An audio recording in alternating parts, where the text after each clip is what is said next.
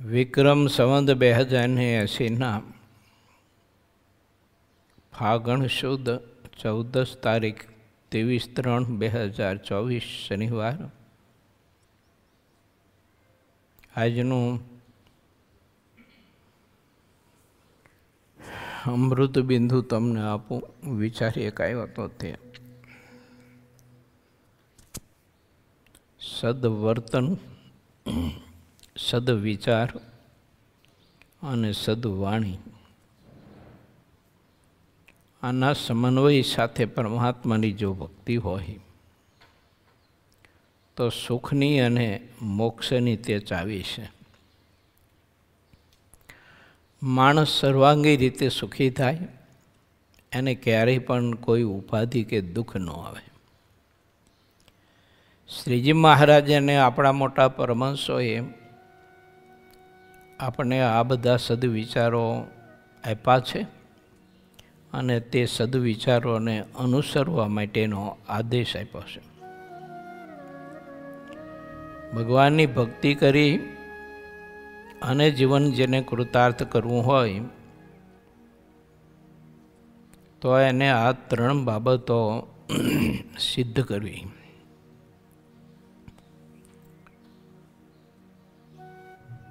વાણી ખૂબ જ સારી, મીઠી અને આદર્શ અને હિતકારી બોલવી, અને હંમેશા વિચારો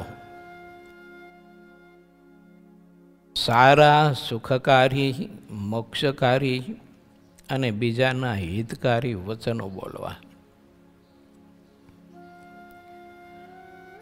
ભગવાનનો ભક્ત ક્યારેય પણ કોઈનો દ્રોહ થાય એવી વાત કરે નહીં, સાંભળે નહીં, વિચારે નહીં. એમાં આપણને કોઈ પ્રકારનો લાભ નથી, નુકસાન છે. માટે સત્સંગની મહારાજે બાંધેલી મર્યાદાઓ, ભગવાનને ભગવાનના સંત હરિભક્તોની પરસ્પર એકાદા બીજાની બાંધેલી મર્યાદાઓ અને શ્રી હરિએ આપણને સૌ કોઈને પંચવર્તમાન આપ્યા છે, એની મર્યાદા રૂઢી રીતે પાળીને જો જીવન જીવી આરાધના કરે માણસ, તો થોડી આરાધનાએ પણ ઘણી બધી પ્રાપ્તિ થઈ શકે એવા સદવિચારો આપણે મહાપુરુષોએ આપ્યા છે. ભગવાન સ્વામિનારાયણ ગઢપુરમાં બિરાજમાન હતા ત્યારે અનેક હરિભક્તો દર્શન માટે આવતા, ત્યારે પ્રભુ તે દર્શનાર્થીને આવી બધી ભલામણ કરતા અને મહારાજ કહેતા કે ભગવાને અવસર આપ્યો છે, મનુષ્યનો દેહ મળ્યો છે, માટે આ સંતોનો મન કર્મ વચની કરીને સમાગમ કરીને સાચી સમજણ કેળવજો અને જીવન આદર્શ બનાવજો. સંતો થકી આદર્શ જીવન જીવવાના સદવિચારો પ્રાપ્ત થતા હોય છે, કારણ કે તે મહાપુરુષોએ પોતાના જીવનમાં મહાપુરુષોનો સમાગમ કરી અને સાચા સદવિચારો પ્રાપ્ત કરી અને આદર્શ જીવન બનાવ્યું હોય છે. એટલે એવા સંતોના સમાગમથી જ મારું ને તમારું જીવન ખૂબ જ આદર્શ બને, સંસ્કૃત બને, સંસ્કારી બને. ભગવાન શ્રી હરિએ કહ્યું છે પ્રથમના 72માં કે ભગવાનને ભગવાનના સંતના નિશ્ચયમાં જેને ખામી હોય એનું મહારાજ કે અમે રૂડું કરવા ધારીએ તો પણ ન થાય. મહારાજને તો આપણું ઘણું બધું રૂડું કરવું હોય અને એને નિશ્ચયમાં બહુ ખામી હોય છે, એટલે ભગવાન ધારે તો પણ ન કરી શકે. ભગવાનના સંત એનું ધારે તો પણ રૂડું ન કરી શકે, કારણ કે એને નિષ્ઠા પરિપક્વ દ્રઢ થઈ નથી. એટલે પછી જીવ ગમે ત્યાંથી સુખ મેળવવા માટે અને ગમે ત્યાંથી પ્રતિષ્ઠા પ્રાપ્ત કરવા માટે થઈ અને ઘણો બધો પ્રયત્ન કરતો હોય છે. માટે આપણે સહુ કોઈ વિચારવું કે આ વખતે ઠાકોરજી આપને અવસર આપ્યો છે મોટા પુરુષોના વચનને અનુસરવું.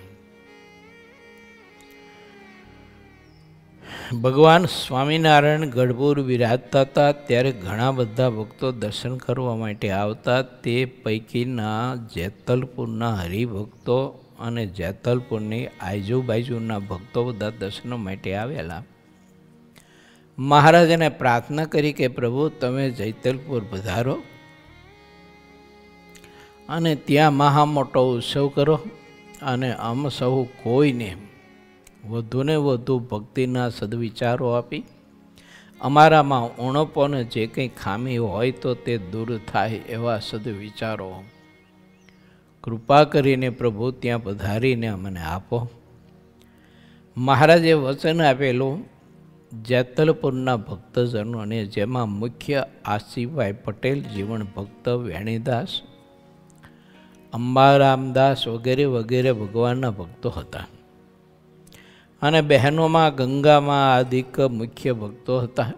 મહારાજ પ્રત્યે નિષ્ઠા, ભક્તિ, સમર્પણ ખૂબ જ દૃઢ હતા. અને ગુરુ રામાનંદ સ્વામીના સમાગમી યોગથી આ બધા ભક્તોએ સાચી સમજણ કેળવી અને સત્સંગમાં એવી દૃઢતા કરી હતી ને સત્સંગના એવા અંગ પરિપક્વ કર્યા હતા કે જેને કોઈ પણ દેશકાળને વિષિત અને વિષમ સંગ હોય તો એ પણ બદલાવી ન શકે આવી એમની સમજણ અને દૃઢતા હતી. તે ભક્તોને શ્રીહરિએ વચન આપ્યા પ્રમાણે ગઢપુરથી શ્રીહરિ સંતો હરિભક્તોના સંઘને લઈ અને જેતલપુર જવા માટે નીકળ્યા. તે કથા આપણી 19મા પૂરના 35મા તરંગમાં આવી હતી. એ સમજવા પ્રયત્ન કર્યો તો આપણે હવે એ જ કથામાં આપણે આગળ પ્રવેશ કરીએ. પૂર્વ 19મો તરંગ 36મો. જેતલપુર જવા નીકળેલા શ્રીહરિ બીજે દિવસ બપોરે જવારજમાં જમ્યા. કાર્તિક સુધી 8મને દિવસ શ્રીહરિ ગઢપુરથી ચાલ્યા હતા અને સુંદર અશ્વો પર બેસીને કારિયાણી આવ્યા. ગઢપુરથી રાત્રે ચાલ્યા હતા અને અધરાતી થઈ ત્યારે કારિયાણી આવ્યા. પછી શ્રીજી મહારાજ સવારે કારિયાણીથી ચાલ્યા તે કુંડળ આવ્યા. ત્યાં અમરા પટકીને ઘેર થોડી વાર રોકાયા. તેટલી વારમાં વર્ણીએ રસોઈ કરી. કુંડળમાં થાળ જમીને તત્કાળ ચાલ્યા. મધ્યાહન સમય હતો ત્યારે ચોકડી ગામ આવ્યા. ત્યાં તળાવને કાંઠે ઉતર્યા. માનસી ડોડિયા નામે ક્ષત્રિય હરિભક્ત ચોકડી ગામના હતા. તેઓ શ્રીહરિને માટે સુંદર પલંગ લાવ્યા. તેને સારી રીતે બિછાવી દીધો ને શ્રીહરિ તેના ઉપર બેઠા. તે સમયે 4-5 પાર્ષદો જેટલું બળ હતું તેટલું બળ કરીને શ્રીહરિને પલંગ ઉપર પલંગ તૂટી જાય તે રીતે શ્રીહરિના અંગને દબાવવા લાગ્યા. ત્યારે માનસીજીએ કહ્યું કે હવે મેં પલંગ બચવાની આશા છોડી દીધી છે. ત્યારે શ્રીહરિ કહે અમે તમારો પલંગ તોડવાવાળા નથી, અમે તો જોડવાવાળા છીએ. મહારાજે માનસિંહ ડોડિયાને કહ્યું કે અમારું અને સંતોનું કે આ પાર્ષદો હરિભક્તોનું જીવન તૂટી ગયેલાને જોડવા માટે છે. માટે તમે ચિંતા ન કરતા, તમારો પલંગ અમે તૂટવા નહીં દઈએ.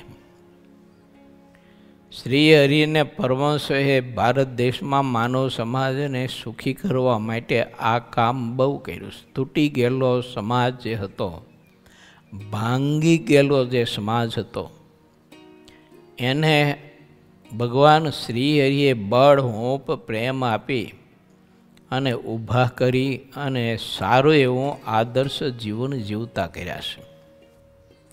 આ મહારાજની સમાજના માટે મોટામાં મોટી સેવા હતી કે હાવ ભાંગી ગયેલો કોઈ સમાજ હોય, પરિવાર કોઈ વ્યક્તિ હોય, અને કોઈ વ્યક્તિને લોકોએ કોઈ કારણોસર યા તો કોઈની કાન ભંભેરણાના કારણે જે કંઈ જવાબદાર તત્વો હોય એ બધાએ એને બહિષ્કૃત કરેલા, ગામ બહાર કાઢેલા, નાત બહાર મૂકેલા. આવી ઘણી બધી ઉપાધિઓ કરેલી ને એવા બધા ઘણા સમાજમાં જીવન માણસો જીવતા હતા. ત્યારે ભગવાન શ્રી હરિએ એવા જે માણસો હતા એને ખૂબ જ પ્રેમ આપ્યો, હૂંફ આપી. સંતો હરિભક્તોના દ્વારા એને એટલી બધી શ્રદ્ધાને બળ પ્રેર્યા અને મહારાજે વરી પાછી સમાજમાં એની વધુને વધુ પ્રતિષ્ઠા વધારી. લોકોએ એની પ્રતિષ્ઠાને તોડી ફોડી નાખવા માટે અને પ્રતિષ્ઠાહીન કરવા માટે આવા બધા કાવતરા કરેલા. એ કાવતરાને મહારાજે તોડી ફોડી અને સમાજમાં સારી એવી પ્રતિષ્ઠા પામ્યા ને એવા મહારાજે સંસ્કારો આપ્યા છે. કોઈને સારી પ્રતિષ્ઠાના સમણા જો આવતા હોય, કહેતા સારી પ્રતિષ્ઠા પ્રાપ્ત કરવા માટેના વિચારો જો આવતા હોય, તો માણસે પોતાના જીવનમાં સારું વર્તન, સારી વાણી અને સારા વિચારો દૃઢ કરવા, એની ઉપાસના કરવી. આપ મેળાએ માણસની પ્રતિષ્ઠા દિન પ્રતિદિન ઉત્તરોત્તર વૃદ્ધિ પામતી જતી હોય છે. અને જે લોકોએ એને પરેશાન કર્યા હોય, બહિષ્કૃત કર્યા હોય, એને નાત બહાર કર્યા હોય, એ લોકો વળી પાછા એને ચાહે છે, સન્માન કરી અને વળી પાછા પોતાની નાતમાં લેતા હોય છે. આવા બધા પ્રસંગ મહારાજના સમકાલીન વખતે ઘણા બધા બન્યા છે. માટે ભગવાનના સંતનો મનકર્મ વચન કરીને સમાગમ કરી અને સારી એવી સત્સંગમાં આદર્શ હરિભક્ત તરીકે, આદર્શ સંત તરીકેની આપણી પ્રતિષ્ઠા વધે એવો ભગવાનના ભક્તે પ્રયત્ન કરવો જોઈએ. અને મહારાજની આજ્ઞામાં એ રીતે સુદ્ધા સાવધાન રહી અને પરમાત્માની મૂર્તિનું ધ્યાન, ભજન, સમાગમ, સત્સંગ વગેરે વગેરે કરવું જોઈએ. જાણપણા રૂપી દરવાજે જો ઊભો રહ્યા વિના જો ભક્તિ કરતો હોય, ધ્યાન કરતો હોય, ત્યાગ વૈરાગ વગેરે વગેરે સેવા પરિચર્યા વ્રત તપ કરતો હોય જીવ, પણ ખબર નહીં કે ક્યારેક ક્યારેક એમાંથી પ્રતિષ્ઠાહીન થઈ જવાના સંભવ કહેતા અવકાશો હોય છે. માટે ભગવાનના ભક્તને ખૂબ જ જાગૃત રહેવું. મહારાજ મોટા મોટા સંતો હરિભક્તોને, ભાઈઓને વધુને વધુ જાગૃત રાખતા અને જાગૃત રહે એના માટેના મહારાજ બહુ આગ્રહી હતા.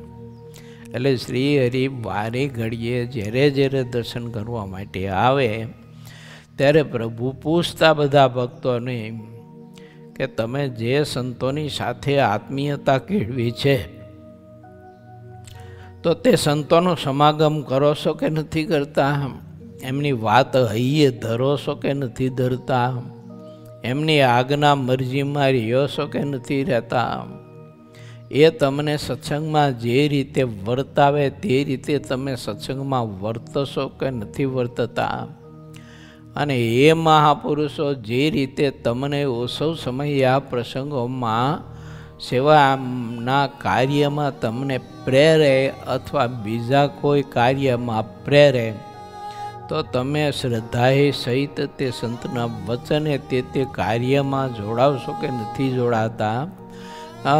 તમારા જીવનમાં, તમારા વર્તનમાં, તમારા પરિવારમાં સંતોએ જે રીતે ફેરફાર કરવાના કહ્યા તે રીતે ફેરફાર કરીને બદલાવ લાવીને આદર્શ પરિવારને આદર્શ જીવન બનાવ્યું કે ન બનાવ્યું? આવી ઝીણી ઝીણી બાબતો મહારાજ દરેક ભક્તોને પૂછતા. એમાંથી કોઈ પ્રકારની ખામી દેખાય તો મહારાજ ઠપકો દેતા, ભલામણ કરતા કે હવે ભૂલ ન કરતા, હવે આળસ ન કરતા, આવા પવિત્ર સંતોનો તમને અમારી કૃપાથી યોગ મળ્યો છે. તમને હજી આનું જેવું છે તેવું મહાત્મય સમજાણું નથી. અને આ લોકમાં મનુષ્ય સ્વરૂપે જ્યારે દૃષ્ટિગોચર થાય છે અને વિચરણ કરે છે ત્યારે એનું સામર્થ્ય, ઐશ્વર્ય, પ્રકાશ, પ્રતાપ વગેરે વગેરે બધું ઢાંકીને અમારી આજ્ઞા કરીને વર્તે છે. અને એટલે તમે બધા એને સાધારણ ને સામાન્ય સાધુ માનો છો, પણ મહારાજ કહે છે કે એ કોઈ સામાન્ય સાધુ નથી. એમ મહારાજ પ્રત્યેક ગામના ભક્તોને ખૂબ જ મહિમા સમજાવી અને વધુને વધુ સાવધાન કરતાં ઘણી વખત બનવા યોગ્ય એવું છે કે પરમાત્માએ આપણને કોઈ એવા ભગવાનના સંત, કોઈ એવા હરિભક્તનો યોગ આપ્યો હોય અને એવા સંત તરીકે કે ભક્ત તરીકે આપણો બાપ પણ હોઈ શકે, મા પણ હોઈ શકે, પત્ની પણ હોઈ શકે, દીકરા દીકરીઓ પણ હોઈ શકે, પરિવારના સંબંધે કરીને કોઈ એવા મુક્ત હોય, એનો ભગવાને આપણને યોગ આપ્યો હોય પણ એનું જો મહાત્મ્ય ન સમજે ને પોતાના પરિવારના બીજા જે કંઈ સભ્યો હોય અને એને વિશે જેવું વર્તન રાખતો હોય કે એને વિશે જેવા વિચારો હોય એવા જ આને વિશે જો રાખે તો માણસને ન પૂરાય ને એવી મહા મોટી ખોટ જાય છે. માટે વિચારવું. એવા ભક્તનો યોગ મહારાજે આપ્યો હોય તો ત્યાં મનુષ્ય બુદ્ધિ બિલકુલ ઉઠાવી દેવી જોઈએ અને મનુષ્ય બુદ્ધિ બાળીને ખાક કરી નાખવી જોઈએ અને દિવ્ય દ્રષ્ટિ રાખવી જોઈએ, દિવ્ય ભાવ રાખવો જોઈએ. એને આ લોકના કોઈ દિવસ મનુષ્ય, પ્રાકૃત માનવ પોતાના જેવા કોઈ દિવસ એને જણાય નહીં. આટલી સમજણ ભગવાનના ભક્તે કેળવવી જોઈએ. ઘણા બધા સદગ્રસ્તો હતા, એના ઘરમાં એવા પરિવારોમાં આદર્શ પુરુષો હતા કે જેનું જીવન ખૂબ જ પ્રેરણા લીધા જેવું હતું અને ભજનાનંદી પુરુષો હતા.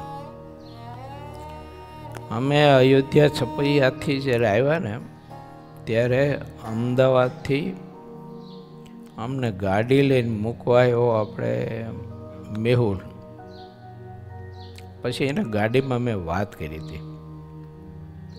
મેં કીધું મેહુલ, પરિવારમાં જે સંસ્કાર છે, સમજણ છે, સંપત્તિ છે એ દાદાના ભજનનો પ્રતાપ છે કીધું. એમના દાદા જાદુભા બહુ જ ભજનાનંદી પુરુષ હતા અને એકદમ નિસ્પૃહી પુરુષ હતા. એને ધન સંપત્તિની કે બીજી ત્રીજી કોઈ પણ પ્રકારની કાંઈ પરવા નહીં અને એવા ભજનાનંદી પુરુષ હતા. એટલે મેહુલને કહ્યું, મેં તો આ તમારા પુરુષાર્થથી છે એવું ન માનતા, અને દાદાના ભજનના પ્રતાપે છે બધો. ઘણી વાર એવું બને કે આપણી પાસે સદવિચાર હોય યા તો ધન સંપત્તિ હોય કે આ લોકોની કોઈ પણ સુખાકારીની ચીજ વસ્તુ પદાર્થ હોય, તે આપણા પુરુષાર્થથી આપણે મેળવું હોય ને માયનું હોય ને આવું આપણે માનતા હોય છે. હકીકતમાં એવું નથી હોતું. પણ પરિવારમાં કોઈ આવા ભજનાનંદી પુરુષ હોય, એના ભજનના પ્રતાપે આપણા વળતા દિવસો હોય છે અને માણસ બે પાંદડે થતો હોય છે. એટલે એવા મોટા પુરુષના ભજન, એની ભાવના, એના આશીર્વાદ, એની કૃપા તે ભગવાનના ભક્તે ક્યારેય ભૂલવું ન જોઈએ. એટલે મહારાજ કહે છે કે માનસીભાઈ, અમે તોડવા વાળા નથી. અમારા પાર્ષદો કે સંતો તોડવા વાળા નથી, પણ જોડવા વાળા છે.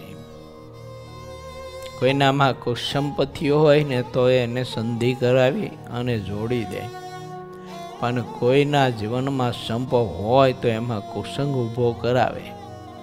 એવી પ્રવૃત્તિ મહારાજ કે અમારા સંતો પાર્ષદો ભક્તો નથી કરતા. હવે આપણે વિચારવાનું કે આપણે મહારાજના આશ્રિતો હોય તો આવી પ્રવૃત્તિ આપણે કરાય નહીં, થતી હોય તો બને ત્યાં સુધી પ્રયત્ન કરાય જોડવાનો. અને તોડવું જ હોય તો આપણે સંસારમાંથી, જગતમાંથી, વિષયોમાંથી અને કુસંગમાં અને દેહમાંથી પ્રીતિ તોડાય. પણ એકાદા બીજાના પ્રેમમાં ખટરાગ ઊભો કરીને તોડવાની પ્રવૃત્તિ ન કરાય. આપણી દેહાત્મ બુદ્ધિને આપણે ટાળશું, તોડશું તો એમાં આપણને લાભ છે. ઇન્દ્રિયો અંતકરણની ઈચ્છાઓને આપણે તોડી ફોડી નાખશું તો એમાં આપણને લાભ છે. અને કોઈના જીવનમાં ખટરાગ આપણે કરીએ ને તો એ બહુ જ મહા મોટી ન પૂરાય ને એવી નુકસાની છે. ભગવાન શ્રીહરિ કહે છે,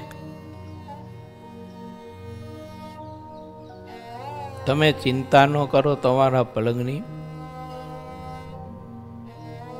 પછી માનસી ડોડિયાના પિતા શ્રીહરિના દર્શન કરવા માટે આવ્યા. તેમણે આવીને શ્રીહરિના ચરણોમાં શ્રીફળ મૂક્યું અને રસોઈ કરવા માટે તાણ કરવા લાગ્યા. ત્યારે શ્રીહરિએ કહ્યું કે અમે કુંડળ ગામમાં જમીને અહીં આવ્યા છીએ. તે વખતે તેમના મસ્તક ઉપર કોઈ એક હથિયારનો ઘા દેખાણો. ત્યારે શ્રીહરિએ કહ્યું કે ખરા શૂરવીર અને ધીરજવાળા હોય છે તે સન્મુખ ઘા લે છે.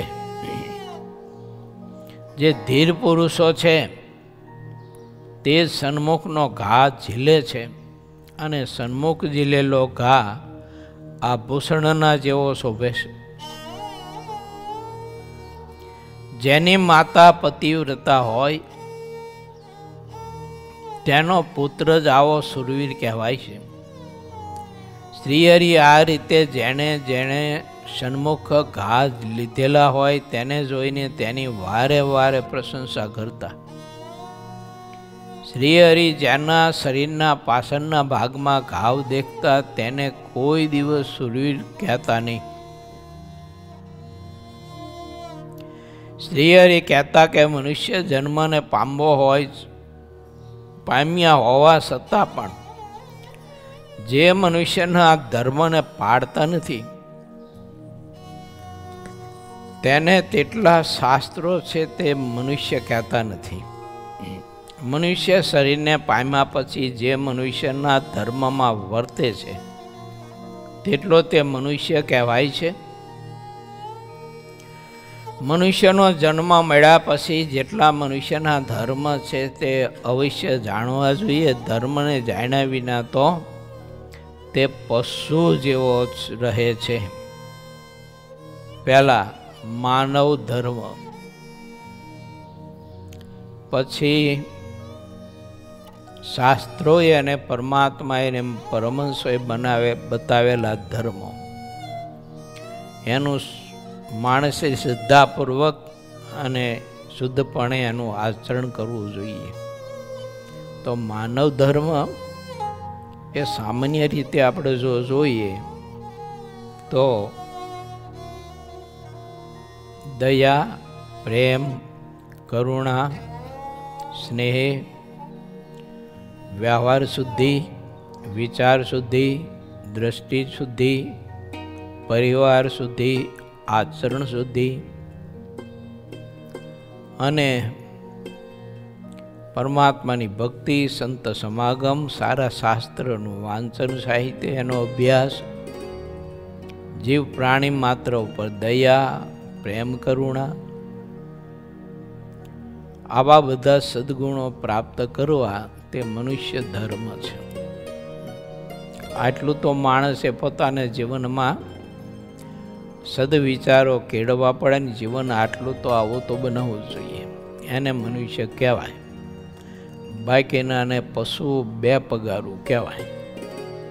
પશુમાં ને એમાં કાંઈ ફરક નહીં. એમ ક્યાં ખાવું, ક્યાં ન ખાવું, કેવું ખાવું, કેવું ન ખાવું, કેવું ઓઢવું, કેવું ન ઓઢવું, કેવું બોલવું, કેવું ન બોલવું, કેની સાથે કેટલો કેવો વ્યવહાર કરવો, આ બધું માણસે શીખવું જોઈએ. ઘણા બધા માણસો વ્યવહારમાં ગોબરા બહુ હોય છે અને વર્તનમાં ગોબરા બહુ હોય છે. એવું ન ચાલે. મનુષ્ય તરીકે ભગવાને આપણને જન્મ આપ્યો છે તો આપણું વર્તન શુદ્ધ જોઈએ, વાણી શુદ્ધ જોઈએ, વિચાર શુદ્ધ જોઈએ, વ્યવહાર શુદ્ધ જોઈએ, આચરણ શુદ્ધ જોઈએ. એમાં કાંઈક ગડબડ બીજી ત્રીજી હાલે નહીં. માટે ભગવાન શ્રી એમ કહે છે કે મનુષ્યનો જન્મ પામ્યા પછી માણસ જો માનવતાના ધર્મ નથી શીખતો યા તો માનવતાના ધર્મનું આચરણ નથી કરતો, તેમાં ને પશુમાં કોઈ પણ પ્રકારનો ફરક નથી. જો આમ વિચારીએ તો એના કરતાં પશુ ઘણા સારા હોય અને સારા કહી શકાય. કારણ કે જો તમે આ પશુ હોય ને એ કોઈ દિવસ કોઈની છેતરપિંડી નહીં કરે, બીજો અધર્મ નહીં કરે. પરમાત્માએ નક્કી કરેલો પોતાના શરીરના પોષણ માટેનો જે ખોરાક છે ને એ જ લેશે. પણ રસાસ્વાદને આધીન થઈને પોતાના શરીરના પોષણ માટે નક્કી કરેલો ખોરાક એને મૂકીને બીજો ખોરાક નહીં લે.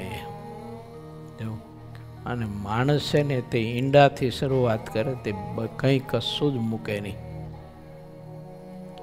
માટે ભગવાનના ભક્તોએ વિચારવું કે મનુષ્યના ધર્મો પહેલાં એને શીખવા. ચારેય વર્ણના સુખકારી ધર્મો સામાન્ય અને વિશેષ એમ અલગ અલગ 4 પ્રકારના હોય છે.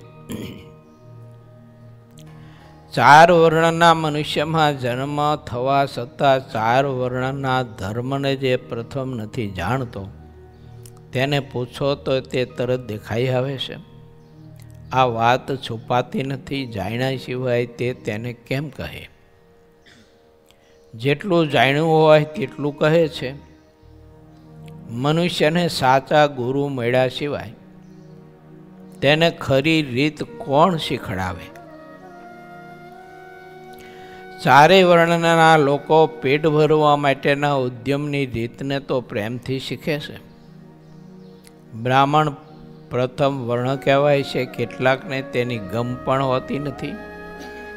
પછી બીજો વર્ણ ક્ષત્રિય કહેવાય છે, ત્રીજો વર્ણ વૈશ્ય કહેવાય છે અને ચોથો વર્ણ શૂદ્ર કહેવાય છે. શૂદ્રની રીતને શૂદ્ર જાણતા નથી, ક્ષત્રિયની રીતને ક્ષત્રિય જાણતા હોતા, વૈશ્યની રીતને બરોબર ખબર નથી હોતી. તે 4 વર્ણની ઉત્પત્તિ ક્યાંથી થઈ છે તેની ગમ ન હોય તો ક્યાંથી કહે? માટે ભગવાનના ભક્તોએ અથવા તો આદર્શ જીવન જેને સુખપૂર્વક જીવવું છે તેવા કોઈ પણ મનુષ્ય હોય તો એને માનવ ધર્મ શાસ્ત્રમાં બતાવ્યા છે તે શીખવા, જાણવા. વર્ણાશ્રમના ધર્મ, આશ્રમના ધર્મ જે શાસ્ત્રોમાં ગ્રંથોમાં આપણને બતાવ્યા છે તે પણ જાણવા ને તે ધર્મ પ્રમાણે જીવન જીવવું. ઘણી વખત આશ્રમનો સ્વીકાર કર્યો હોય છે અને આશ્રમમાં જોડાયો હોય છે, પણ ઘણી વખત આશ્રમના ધર્મમાં નથી જોડાતો અને એ આશ્રમમાં રહીને જીવન પોતે અનાશ્રમી જેવું અને સ્વતંત્ર જીવન જીવતા હોય છે માણસો. આવા પણ ઘણા બધા હોય છે, પણ એ બધી રીતે દુઃખી બહુ થાય અને મૃત્યુના અંતે અધોગતિને પામે. જન્મ મરણના ચક્રાવામાં એમનામ ગુમ્યા કરે, પણ એમાંથી ક્યારેય એને મુક્તિ મળતી નથી. એટલે ભગવાન શ્રી હરિ આ ધરતીના માનવ સમાજને આવા બધા વિચારો પ્રભુ આપે છે કે આદર્શ માનવ બનજો, આદર્શ ભગવાનના ભક્ત બનજો. માણસ સમાગમ નથી કરતો સંતનો તો પછી એને ધર્મનું જ્ઞાન ક્યાંથી થશે? માટે નિત્ય સંત સમાગમ શ્રદ્ધાએ સહિત કરવો જોઈએ અને એના થકી પોતાના વર્ણ અને આશ્રમના બધા ધર્મો જાણવા અને એ પ્રમાણે વર્ણાશ્રમના ધર્મ જાણીને તે આશ્રમમાં રહી અને પરમાત્માની ભક્તિ જ કરી અને જીવન કૃતાર્થ કરવું જોઈએ. અમે ત્યાગી થયા, સાધુ થયા, તો અમને જો અમારા આશ્રમના ધર્મ એનું જ્ઞાન ન હોય તો ઘણી વખત અમારું ખાવા પીવાનું, ઓઢવા હરવા ફરવાનું વગેરે વગેરે તમારા જેવા ગ્રસ્ત જેવું થઈ જાય. એ થઈ જાય એટલે પછી માણસ ભક્તિથી ભ્રષ્ટ થાય અને હતો નહોતો એવો થઈ જાય. માટે અમારે અમારા ત્યાગીના ત્યાગાશ્રમના જે ખ્યાલો છે એનું પૂરેપૂરું જ્ઞાન મેળવવું પડે. મોટા પુરુષનો સમાગમ કરીને આપણે ત્યાગી થઈ ગયા અને પછી આપણને આપણા ધર્મનું જ્ઞાન થઈ ગયું એવું નહીં માનતા. એવા મોટા પુરુષનો મન કર્મ વચન કરીને સમાગમ કરે તો જ એનામાં એ ધર્મનું જ્ઞાન થાય છે અને ધર્મનું આચરણ કરી શકે છે. ગ્રસ્તાશ્રમમાં હોય કે ત્યાગાશ્રમમાં હોય પણ પોતાના ધર્મ જો સત્પુરુષ થકી જાણીને આચરણ કરવું હોય અને એ પ્રમાણે વર્તવું હોય તો એને પહેલાં પોતાની બધી જ ઈચ્છાઓ ભગવાનના સત્પુરુષના ચરણમાં ધરી દેવી જોઈએ. પોતાની ઈચ્છાઓ કોઈ પ્રકારની રાખવી ન જોઈએ. હવે જ્યાં સુધી આપણે ઈચ્છાઓ રાખીએ ને ત્યાં સુધી માન રહેવાનું, ત્યાં સુધી અહંકાર રહેવાનો, ત્યાં સુધી ધાર્યું કરવાનું રહેવાનું. અને એ પછી ભગવાન કે મોટા સંત હરિભક્તો હોય તો એની મરજી નહીં સમજી શકે, એ પ્રમાણે નહીં રહી શકે. કારણ કે પોતાના આશ્રમનું એને કોઈ પ્રકારનું જ્ઞાન મેળવું નથી. નહીતર ત્યાગી થયા પછી અમારો પહેલો પરમ ધર્મ નિર્માનીપણું, નિષ્કામ, નિર્લોભ, નિસ્વાર્થ, નિસ્નેહીપણું. કોઈ ઈચ્છા જ નહીં એને કે મારે આ કરવું, તે કરવું, અહીંયા રહેવું, ત્યાં રહેવું, આવું જીવન જીવવું, આવું કરવું. કોઈ ઈચ્છા નહીં. એ પોતે પોતાના સદગુરુની મરજી, બસ એ જ એની ઈચ્છા, એને જીવન માને. ઠરાવ જ નહીં એના કોઈ પ્રકારના. ઘણી વખત આપણે આપણા શુભ ઠરાવો હોય ને એ દુઃખી કરતા હોય છે. શુભ ઠરાવો, માનો કે કોઈની સેવાનું અંગ હોય ને સેવા કરતા હોય તો એનો ઠરાવ બંધાઈ જાય, પછી કોઈ એને બદલાવે તો પછી મૂકી ન શકે અને એના કારણે એના સ્વભાવ એને બહુ દુઃખ દે. માટે ભગવાનના સંતનો સમાગમ કરી અને પોતાના આશ્રમોની ફરજ અને પોતાના આશ્રમના ધર્મો તે ભગવાનના ભક્તોએ સારી રીતે જાણવા, સમજવા અને એને અનુસરવું.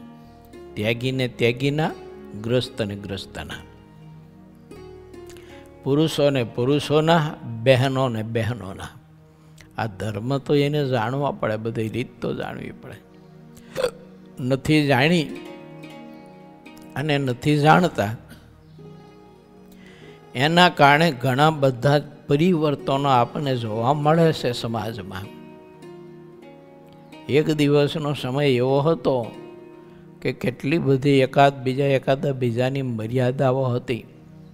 આજે તે મર્યાદાઓ બધી તૂટતી જાય છે. કોઈ એકાદા બીજાનો વજન નહીં, એકાદા બીજાની મર્યાદા નહીં.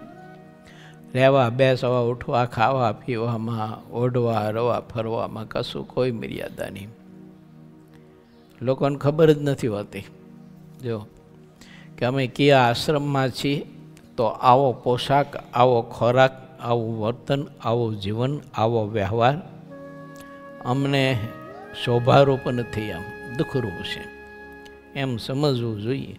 ઘણા બધા તમે જુઓ તો લોકોના પૈસા લે, છેતરપિંડીઓ કરે, વિશ્વાસઘાત કરે, ભેળસેડો કરે, દગાબાજી બધું ખેલે, આવું બધું કરતા હોય છે માણસ. કારણ એને મનુષ્ય ધર્મનું કોઈ નોલેજ નથી. એટલે બાકી માનવ ધર્મનું જો નોલેજ હોય તો માણસ આવું કોઈ કર્મ ન કરે.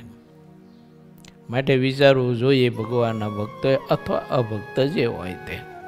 પણ જેને સુખી થવું હોય અને સુખપૂર્વક જીવન જીવવું હોય, સારો આદર્શ પરિવાર સુખપૂર્વક જીવન જીવી શકે, એના માટે પણ આ બધા વિચારો બહુ જરૂરી છે. માટે સંત સમાગમ બધા માટે બહુ જ અતિશય જરૂરી છે. ત્યાગી હોય, ગ્રસ્ત હોય, નાનો હોય કે મોટો હોય, વિદ્વાન હોય કે અભણ હોય. આપણે શાસ્ત્ર ભણીને ગમે તેવા જ્ઞાની થઈ ગયા હોય તો પણ જોઈએ તો કરો સંતનો સમાગમ. શિક્ષાપત્રી એમ કહે છે કે ગમે તેવો વિદ્વાન હોય તો સત્સંગને ભક્તિ વિના તો અધોગતિને પામે છે. એમ લખ્યું છે. ગમે તેવો વિદ્વાન હોય પણ સત્સંગ વિના અને ભક્તિ વિના અધોગતિને પામે છે. માટે શાસ્ત્ર ભણી લીધા ને જ્ઞાન થઈ ગયું એવું ન માની લેતા. શાસ્ત્ર આપણે ભણ્યા એટલે શાસ્ત્રનું જ્ઞાન થયું, પણ આપણા આશ્રમનું ને આપણી ફરજનું જ્ઞાન કંઈક ખરું કે મારી સેવક તરીકેની ફરજ શું છે, ગુરુ તરીકેની ફરજ શું, શિષ્ય તરીકેની, બાપ તરીકેની, દીકરા તરીકેની, પત્ની તરીકેની, પતિ તરીકેની કે કોઈ પણ જવાબદાર તરીકેની મારી ફરજો શું, મારો ધર્મ શું છે, એ માણસે જાણવું જોઈએ. ઘણી વખત જાણ્યું નથી હોતું. એટલે પછી માણસ પોતાની રીતે મનસ્વી રીતે જીવન જીવતા હોય છે. ઘણો બધો અધર્મ કરી અને પાપના પોટલા બાંધી અને અંતે માણસનું પોતાનું જીવન છે ને બગાડતો હોય છે. આમાં લખ્યું છે કે જે વાતની જેટલી ખબર ન હોય તેને તે બાબતમાં તેટલો અંધ કહેવાય છે. શ્રીહરિએ જેટલી વાત કહી તેને તે દોઢિયા સાચી કહેતા રહ્યા. ચોકડી ગામમાં શ્રીહરિ 4 ઘડી રોકાયા.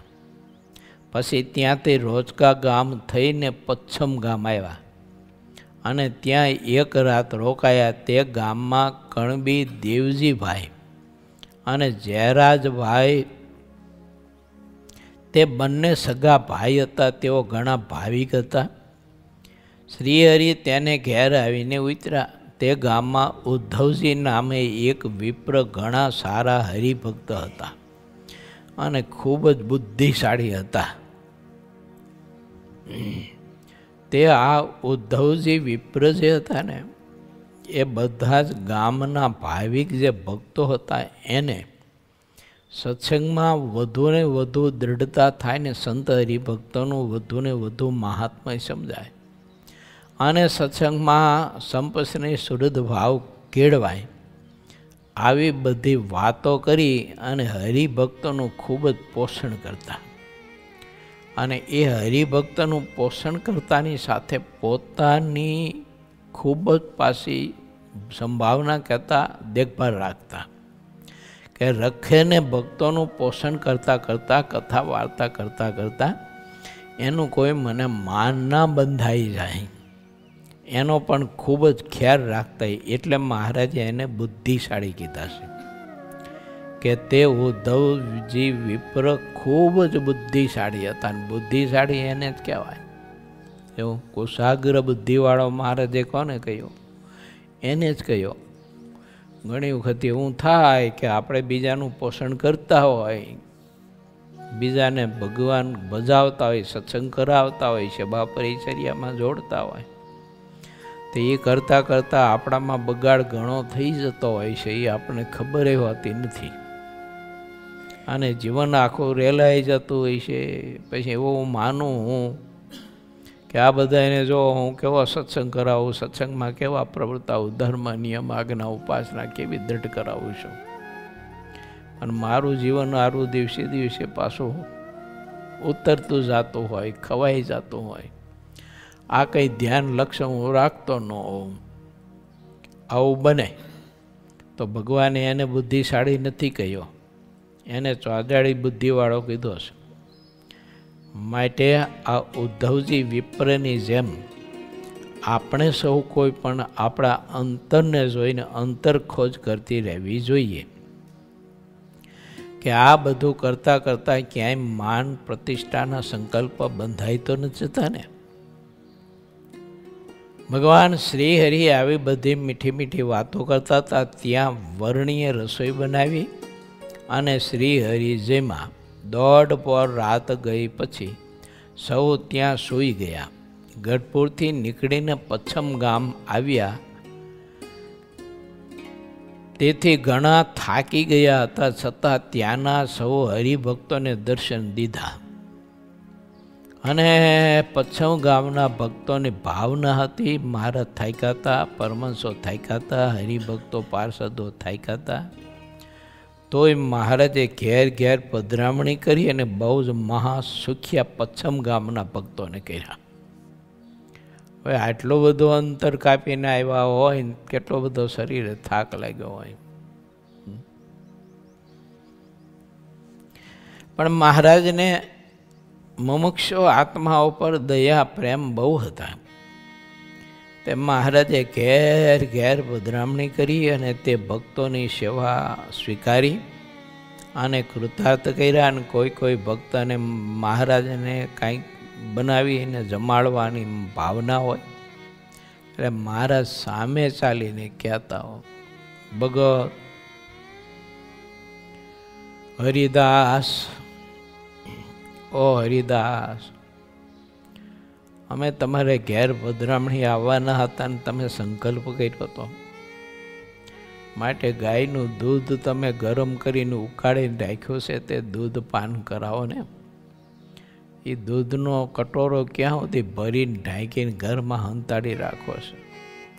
આમ શ્રીહરિ પોતે સામે ચાલીને માગતા. હજી જમીન તો ઊભા થયા હોય અને જમીને મહારાજે 1-2 ઘર જ પધરામણી કરી હોય, પણ તોય શ્રીહરિ પોતાના ભક્તોની આ ઈચ્છાને પૂર્ણ કરવા માટે આવી રીતે સામે ચાલીને એનો અંતર્યામીપણે સંકલ્પ જાણીને માંગતા.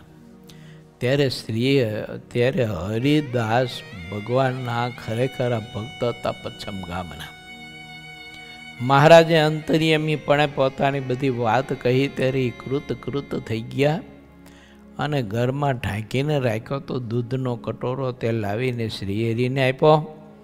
અને મહારાજ તે કટોરામાં હતું ને તે દૂધ પાન કરી અને અડધું દૂધ હતું ને તે હરિદાસને પાછું આપ્યું. મહારાજ કહે, લો આ ઉચ્ચિષ્ટ દૂધ તમારા માટે રાખ્યું છે, તે તમે બંને દંપતી આ ઉચ્ચિષ્ટ આ દૂધ પાન કરશો. કૃત થઈ ગયા. મહારાજ ત્યાંથી બીજે પધરામણી ગયા અને પછી બંને દંપતી હરિદાસ અને એના ધર્મપત્ની શ્રીએ મહારાજે આપેલું ઉચ્ચિષ્ટ દૂધ બંને ભાગ પાડી અને વાટકામાં લઈ અને તે દૂધ પાન કર્યું. એમાં શ્રી હરિદાસના જે પત્ની હતા એને દૂધ પાન કરતાની સાથે સમાધિ લાગી. સમાધિમાં સીધા અક્ષરધામમાં ગયા અને અક્ષરધામમાં ભગવાન શ્રી હરિ કટોરો લઈને દૂધ પાન કરી રહ્યા છે. આવું મહાદિવ્ય અલૌકિક દર્શન મહારાજે એને આપ્યું. પછી સમાધિમાંથી જાગ્યા એટલે હરિદાસે કહ્યું કે દેવી તમે ક્યાં ગયા હતા? કે હું અક્ષરધામમાં ગઈ હતી. મહારાજે કૃપા કરીને મને અક્ષરધામમાં મોકલીને ત્યાં પણ મહારાજ આ જ રીતે દૂધનો કટોરો લઈ અને દૂધ પાન કરતા હતા. એનું દર્શન બહુ અલૌકિક હતું અને મહારાજના અનંત મુક્ત એટલા બધા દિવ્ય સ્વરૂપે શ્રીહરિની મૂર્તિને ધારી રહ્યા હતા. આવું મહાદિવ્ય અલૌકિક દર્શન કર્યું. જેવું કર્યું છે ને જેવું અનુભવ્યું છે એવું તો મને બોલતા નથી આવડતું. આમ હરિદાસને એના ધર્મપત્ની વાત કરી ત્યારે હરિદાસને ભગવાન શ્રી હરિની પોતા ઉપર દયા અને પ્રેમ અને સ્નેહ એનો વધુને વધુ મૂલ્ય કહેતા મહિમા સમજાયો. જ્યારે બધા હરિભક્તો દર્શન કરી રહ્યા પછી મહારાજ પલંગ ઉપર પહોંચી ગયા. સવારમાં ત્યાંથી ચાલતા થયા ને સરગવાડા ગામ આવ્યા. ત્યાં ભોગાવો નદી ઉતરીને ભક્તોનું ચિત્ત ચોરનારા શ્રીહરિ આગળ ચાલ્યા. ત્યારે સુરાખાચરે પૂછ્યું, મહારાજ જમવાનું આજ ક્યાં મળશે, ભૂખ બહુ લાગી છે. ત્યારે શ્રીહરિએ કહ્યું કે આજ કૌકા ગામ ગયા સિવાય બીજી ક્યાંય જમવાની આશા રાખવી નહીં. આ રીતે રમૂજ કરતાં કરતાં માર્ગમાં ચાલતા હતા. ત્યારે સુરાખાચાર્ય કહ્યું કે મહારાજ, કૌકા ગામ જઈને પછી જમવાની સગવડતા થાય એ તો ઠીક છે, પણ તમે ભગવાન છો ને ભગવાન પણ વાવરો તો શું ન થાય. તમે જે સંકલ્પ કરો એ બધા સિદ્ધ થાય. તમે ઘણી વખત અમને કહો છો કે આ સત્સંગ, ભગવાન, સંત, આ બધું કલ્પવૃક્ષ છે, ચિંતામણી તુલ્ય છે. તમે જે સંકલ્પ ધારો તે બધા સંકલ્પ સિદ્ધ થાય.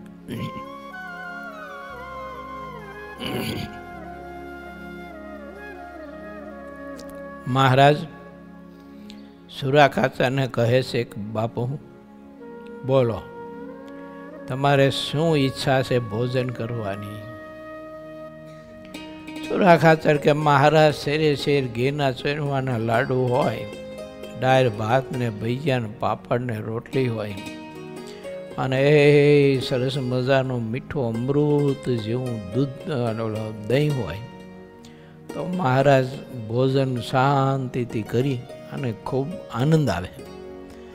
મહારાજ કે સારું, તમે સંકલ્પ કર્યો છે એવું જ ભોજન અમે તમને કરાવીશું. એમ મહારાજ રસ્તામાં રમૂજ કરતાં કરતાં ચાલ્યા આવતા હતા.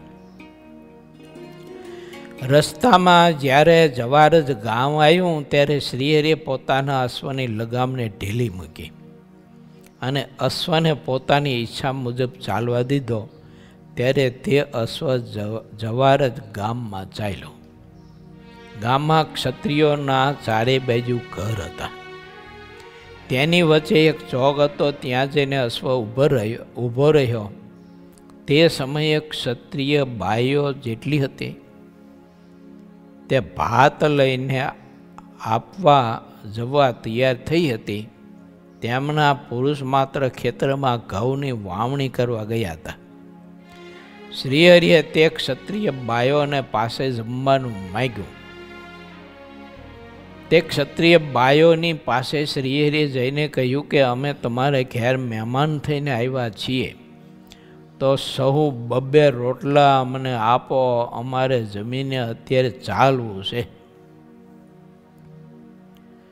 જે સ્વામિનારાયણ કહેવાય છે તે અમે પોતે છીએ. અમારી સાથે રહેલા બધા જે ભક્તો છે તે તમારું અન્ન એને ખપશે. અમે તમારા રાંધેલું અન્ન જમતા નથી, પણ તમે જો આ ભક્તોને જમાડશો ને તો અમે માનો કે અમે પોતે જમ્યા છીએ. બાઈઓને ખબર નહીં હવે શું સંકલ્પ થયો, એટલે કહ્યું કે સ્વામિનારાયણ તમે તો ભગવાન કહેવા આવશો, અને આ તમારા બધા ભક્તો એ અમારે ઘેર પરોણા થાય એ તો અમારું કેવું ભાગ્ય કહેવાય. માટે સ્વામિનારાયણ તમે અહીં ઘડીક રોકાવો, લ્યો આ અમારું ઘર છે ઉગાડી દઈએ, ઘડીક બેસો ખાટલા ડાળી દઈએ. એમ કરીને એક બહેને પોતાનું ઘર ઉગાડીને ખાટલા ડાળી દીધા. મહારાજને કે તમે બેસો, અવઘડીએ અમે અમારા ધણીને ભાત દઈને અવઘડીએ પાછા આવી અને રસોઈ સારામાં સારી કરીને તમને જમાડીએ. મહારાજ કે તો હારું બહુ મોડું થાય, તમે ખેતરે જાઓ ભાત દેવા, તમારા ધણી જમે પછી તમે આવો બધા ઠામણા પાછા લઈ, અને બહુ મોડું થાય. અમારે તો બધા ભક્તો બહુ ભૂખ્યા થયા છે, સંતો ભક્તો, એનું હું કરું? ભાઈઓ કે ચિંતા ન કરો, તમને અમે તાબડતોબડ રસોઈ કરીને જમાડીશું. મહારાજે અને સુરાખાચાર્ય રસ્તામાં સંવાદમાં ભોજન માટેનો જે વિચાર કર્યો હતો ને એવું ભોજન પછી આ બાઈઓએ ઘણી બધી બાઈઓ ભેગી થઈ અને તાબડતોબડ રસોઈ તૈયાર કરી. ત્યારે મહારાજે બાઈઓને કહ્યું કે તમે પણ અંતર્યામી લાગો છો. અરે સ્વામિનારાયણ, અમે હું અંતર્યામી હોય તો સંકલ્પ થયો કે તમે અમારા મહેમાન થયા ને પરોણા થયા કે તમને કે થોડાક રોટલા ને છાશ જ ખવડાવાય. એટલે અમને ભાવ જાગ્યો એટલે અમે ચૂરમાના લાડુ બનાવ્યા. એ સરે શેર ઘી અંદર નાખ્યું છે. પાપડ તો અમારા બનાવેલા હતા તે અમે શેકા.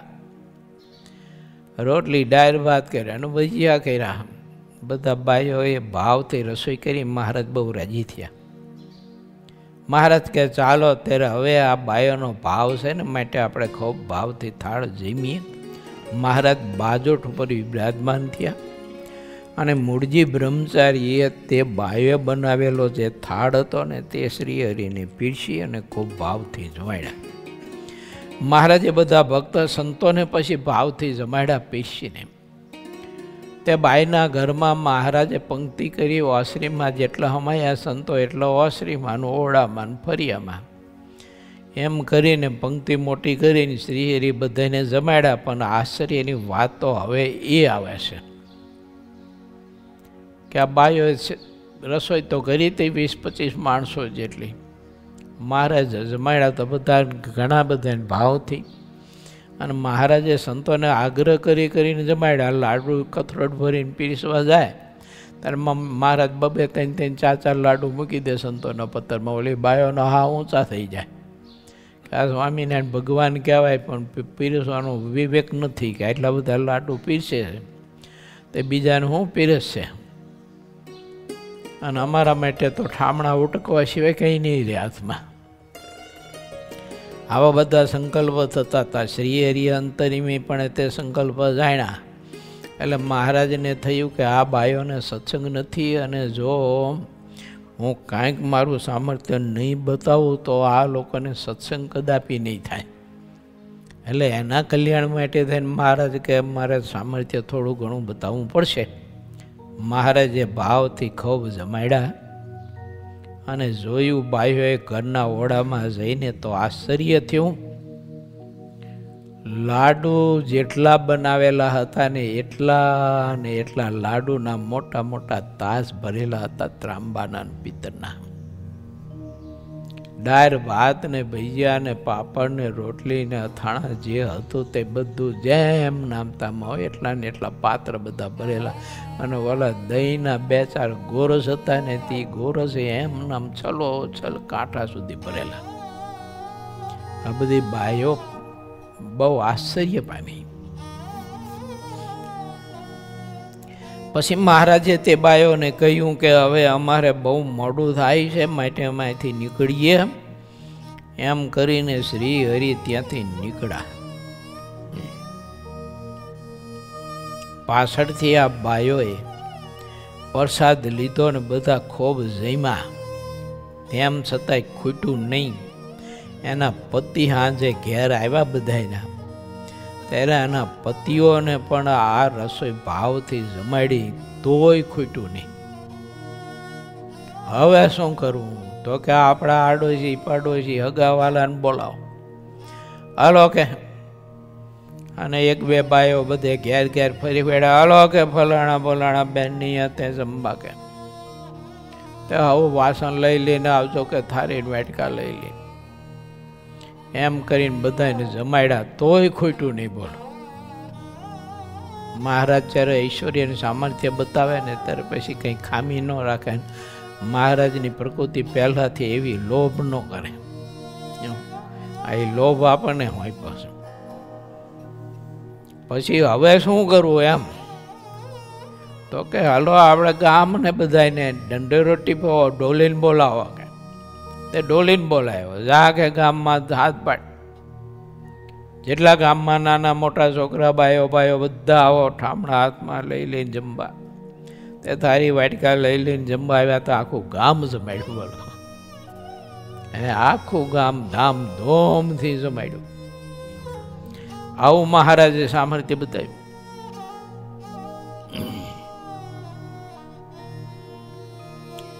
ભગવાન શ્રી હરિ અને પરમહંસો તે ગામથી આગળ જવા માટે એટલે કે જેતલપુર જવા માટે પ્રભુ નીકળ્યા અને રસ્તામાં પછી સુરાખાચરને મહારાજે પૂછ્યું, કાં બાપુ? સુરાખાચર કરે, મહારાજ ભણું, તમે તો ભગવાન છો કે બાપા, એટલે તમારા ભગવાનપણાનું તમે ઉપયોગ કરો, વાપરો, એટલે અહીંયા તો પછી બીજી વાત શું કહેવાની હોય પ્રભુ?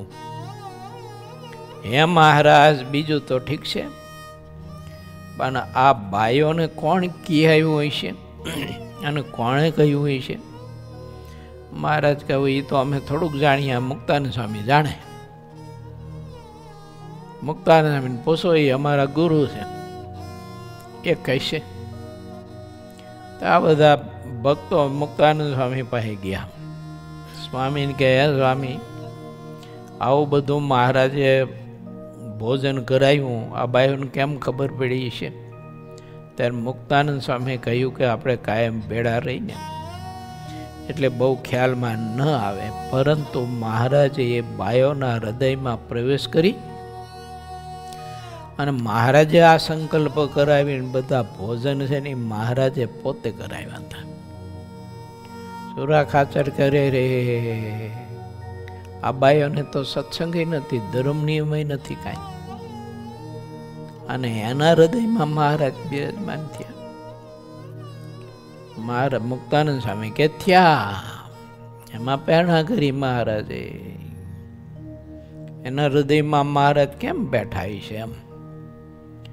સુરાખાચર ને મુક્તાનંદ સ્વામી કે એ બાયોના બનાવેલા લાડવા તમારા પેટમાં જેમ ગોઠવાણા ને એમ મહારાજ ગોઠવાણા હતા. કે તમને કાંઈ નો સંશય થયો?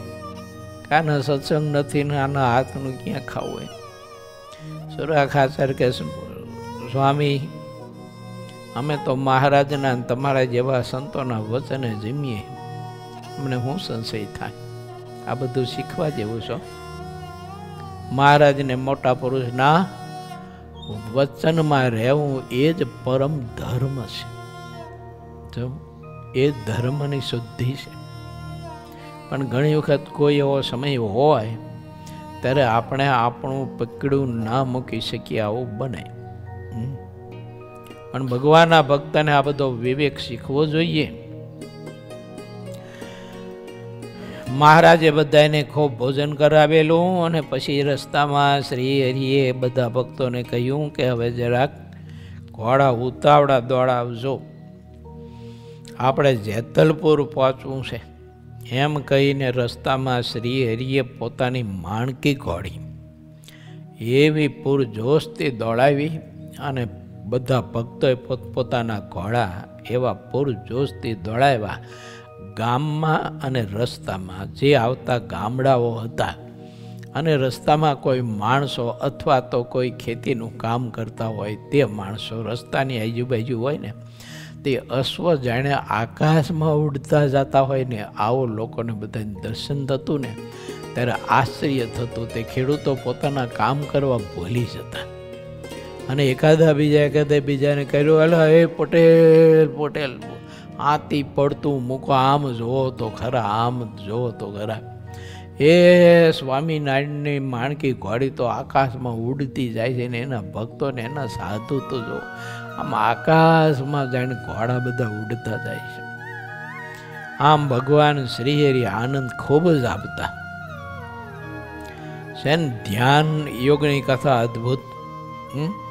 ઇતિ શ્રી સહજાનંદ સ્વામી શિષ્ય સિદ્ધાનંદ મને વિરચિત શ્રી હરિચરિત્રામૃત સાગરના 21 જેતલપુર જવા નીકળેલા શ્રી હરિ બીજે દિવસ બપોરે જવારજમાં જમાએ નામે 36મો તરંગ સમાપ્ત થયો.